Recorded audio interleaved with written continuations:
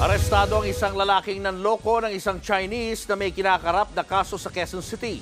Pangako ng suspect tutulong para mapawalang sala ang dayuhan kapalit ng 300,000 piso. Nasa frontline ng balitang yan si Elaine Fulencio. Hawak pa ni alias Jerome ang sobrang naglalaman ng 300,000 piso nang makorner sa entrapment operation sa Quezon City. Karapatan kang manahimik kung magsawa ng ibo. Inirereklamo siya ng pangingikil sa isang Chinese na may kasong may kinalaman sa firearms. Ayon sa asawa ng Chinese na si Betty, hindi niya tunay na pangalan, bigla na lang silang kinontak ng suspect. Nag-alok ito ng tulong para umano madismiss ang kaso ng Chinese. Nagpakilala siya na driver siya ng friend ng asawa ko.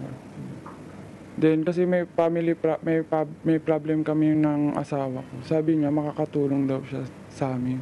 Pero hihingan daw niya kami ng pera. Sabi ko sa asawa ko, hindi naman na maka-scam yan, ganyan.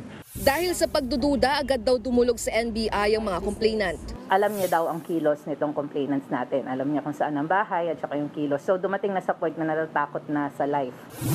Itinanggi naman ng suspect ang paratang laban sa kanya. Hindi naman talaga ako nangingigil talaga na. Nagpakita pa raw ng ID ang suspect sa mga otoridad at nagpakilalang Army Reservist.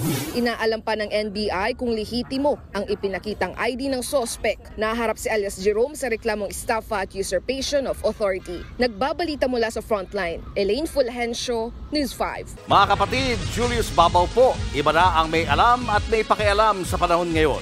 Para sa frontline ng mga balita, mag-follow at mag-subscribe sa social media pages ng News 5.